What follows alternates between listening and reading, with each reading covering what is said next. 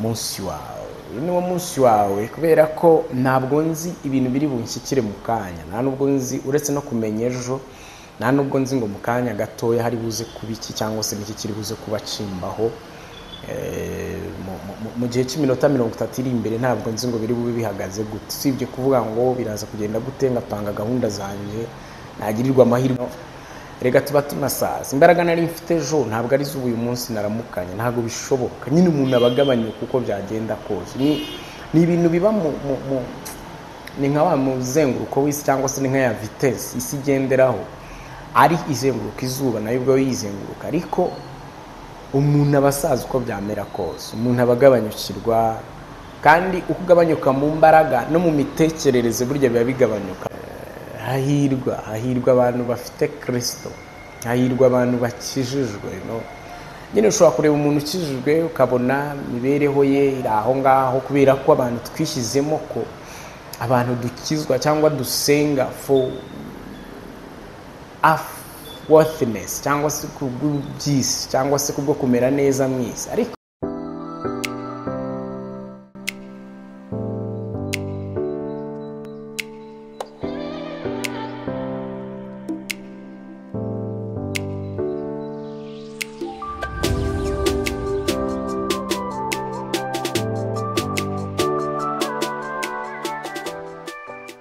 ndabasuhuje mwese abakunzi ba Seven Mountains TV, mumeze mute? Nizere ko mumeze neza kandi nizere ko muri amahoro.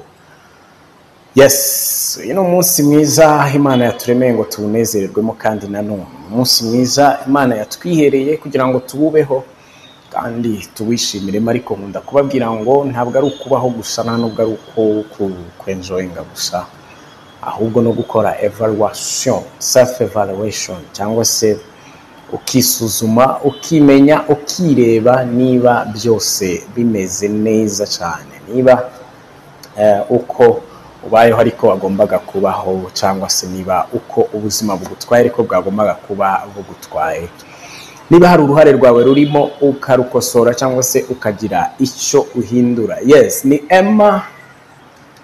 Iyi ni Seven Mountains TV. Nizere ko mwese maze kumenya Seven Mountains TV ndetse n'ikikora n'icyatumye ibaho. Cyambere ni ukuba ambasaderi mwiza w'Imana aho uri hose, cyangwa se ibyo urimo byose. Misozi twavuze 7 kubera ko ariyo yibanze, ariko hashobora kuba hariho n'izindi domains tutagiye tuvuga, ariko nagira ngo ube ambasaderi mwiza w'Imana aho uri hose. We kuba umukristo wo ku cyumweru gusa, cyangwa umukristo wo ku wa gatandatu, cyangwa umukristo wo ku nako mu Islam ku wa gatanu gusa, ahubwo n'indi minsi yose ube uri umukozi w'Imana, cyangwa se uri ambasaderi w'Imana, ugenda ukwirakwiza kamere y'Imana hirya no hino, cyangwa se ugenda wigisha abantu ibigendanye n'ubumana. Yes, uyu munsi rero abatameze neza namwe ndabakomeje, kandi mbabwira ngo mwihangane, kubera ko ku isi niko bimeze, ku isi niko twahasanze, kandi niko tuzanahasiga buriya. Ntugire ngo ibiriho ubu ni ibishyashya, ahubwo ni ibigenda buri gihe biza bihinduka, cyangwa se nta kintu kiriho gishyashya, byose byahozeho. Cyakoze AI na technology yo bigenda byavanze cyangwa se bigera ku rundi rwego, ariko na kera burya technology zageze. Ntugire ngo abantu kwicara bakavumbura umuriro ntabwo yari technology mu gihe cyabo, cyangwa abantu kwicara bakamenya uburyo bubaka nk'ikiraro kibambutsa umugezi runaka, ntugire ngo ni yari technology, cyangwa gukora ubwato bubambutsa inzuzi, nyine ubwato buri traditionnel, bagahambiranya ibiti bibiri bakabirambika mu mazi bakabigenderaho, iryo yari technology ku rwego rwabo. So rero nta kintu uyu munsi gihari ari gishya, byose usibye yenda kuba bigenda byavansa bijya ku rundi rwego, ariko n'ubundi byahozeho. So intambara rero uyu munsi ziriho na kera zahozeho, ibibazo biriho uyu munsi na kera byahozeho. Yes, imibereho iriho uyu munsi ntugire ngo ni imishasha, cyangwa se ntugire ngo hari ikindi, byose byahozeho. Yes, uyu munsi rero ndashaka ko twivugira gato cyane ngo this is your day. ça c'est ton jour cyangwa se niwo munsi wawe, niwo munsi wawe, kubera ko ntabwo nzi ibintu biri bunshyikire mu kanya, nta nubwo nzi uretse no kumenya ejo, nta nubwo nzi ngo mu kanya gatoya hari buze kuba iki cyangwa se n'iki kiri buze kuba cimbaho mu gihe cy'iminota 30 iri imbere, ntabwo nzi ngo biri bube bihagaze gute, usibye kuvuga ngo biraza kugenda gute, ngapanga gahunda zanjye nagirirwa amahirwe zigacama, ariko ubundi mu by'ukuri ntago mba nzi ngo haraza gukurikiraho iki cyangwa se biraza kugenda gute. Niyo mpamvu rero mubwira ngo uyu niwo munsi wawe, niyo mpamvu ngunda kubabwira ngo ni umunsi Imana yaturemeye ngo tunezererwemo, ariko kandi nanone atari ukunezerwa gusa, ahubwo nyine dukwiriye no gushira ibintu ku murongo. No kuvuga ngo nari nkwiriye kuba nkora iki, se nicyo ndimo ndakora, menya ngo umunsi wo kugikora n'uyu munsi, ibyo wapendinze cyangwa se ibyo wasize mu nzira utarangije, umunsi wo kubirangiza n'uyu munsi, kubera ko uyu munsi ni wo wawe. Niba ugize amahirwe ukabona waramutse, ukagira amahirwe ukabona bwakeye, ukabona izuba, ukabyuka bigakunda, cyane ko hari n'umuntu uryama ari muzima kubyuka ntibikunde, cyane ko hari umuntu like byuka nta kintu, uryama nta kibazo yari afite, ariko yajya kubyuka kumva byanze, umutwe yamuriye, ingingo ntiziri gukora neza, rega tuba tunasaza. Imbaraga nari mfite ejo ntabwo ari z'uyu munsi naramukanye, ntabwo bishoboka. Nyine umuntu abagabanye kuko byagenda kose. Ni ibintu biba ni nka wa muzenguruko w'isi, cyangwa se ni nka ya vitesse isi igenderaho, ari izenguruka izuba nayo ubwo yizenguruka, ariko umuntu abasaza uko byamera kose, umuntu abagabanyukirwa, kandi uko ugabanyuka mu mbaraga no mu mitekerereze burya biba bigabanyuka, no mu mikorere nyine y'umubiri wose biba bigabanuka. So no kuvuga ngo rero ugize amahirwe umunsi ukaramuka, niho ho gukora cya kindi cyawe wahoze utekereza, niho like ho kuba watunganya ibyari byasigaye bidatunganye, niho ho kuba washira mu bikorwa ya project wahoze utekereza. Ndakuvuga ngo nzatangira business when I got money, nzatangira business igihe nzaba mfite capital ihagije. Ni ryari se capital ihagije? Ufite niyo ngiyo ufite uyu munsi, niyo ngiyo ufite uyu munsi. Cya mbere ubuzima, cya kabiri nyine no kuba wacanga cyangwa se wanyura hirya no hino ugatangira. Ariko kuvuga ngo nzatangira iki kintu byagenze gutya, stop, kubera ko umunsi ufite n'uyu munsi wawe, umunsi wo kuba wahitamo icyiza n'uyu munsi, umunsi wo kuba wahindura ingendo n'uyu munsi, umunsi wo kuba watangira ibintu byawe n'uyu munsi, umunsi wo kuba wabana neza n'abandi n'uyu munsi, umunsi wo kuba wahindura discipline n'uyu munsi, umunsi wo kuba wahindura imitekerereze n'uyu munsi, umunsi wo kuba wasaba imbabazi umuntu mufitanye ikibazo n'uyu munsi, umunsi wo kuba nyine menya ngo ikintu cyose cyawe gihari cyangwa gipendinga, umunsi wo kugikora ni none, kubera ko ejo simbizi, ejo ntago mbizi.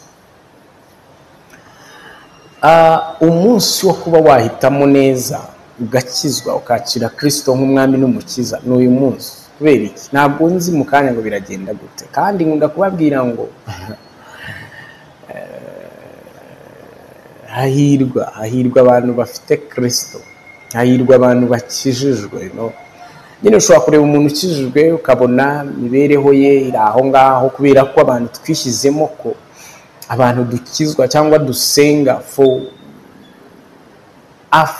worthiness, cyangwa se kubw'byisi, cyangwa se kubwo kumera neza mwisi. Ariko ntabwo ari cyo mission ya mbere yo gukizwa, no kugira ngo umuntu ahinduke, ahindura abandi, ariko no kwihereza azagira ubugingo buhoraho. So rero nufata umuntu ngo kubera ko akijijwe ukabona adafite amafaranga, kubera ko akijijwe ukabona nyine ubuzima hano bitagenda neza, do not be confused, cyangwa ntuconfusing ibintu, So niyo mpamvu rero mbabwira ngo umunsi wawe wo gukirizwamo ni none, kubera ko mu kanya nababwiye ngo ntabwo uzi ikintu kiri bugushyikire. So umunsi wawe rero wo guhitamo neza, ugahitamo guhindura direction, ugahitamo guhindura imigendere, ugahitamo guhindura imyumvire, ugahitamo guhindura kwa kundi wiyumva ariko nawe ubizi ko kuri negative, ugahitamo guhindura ibya bindi ugenderamo ariko nawe ubizi ko biri negative, is today. This is your day.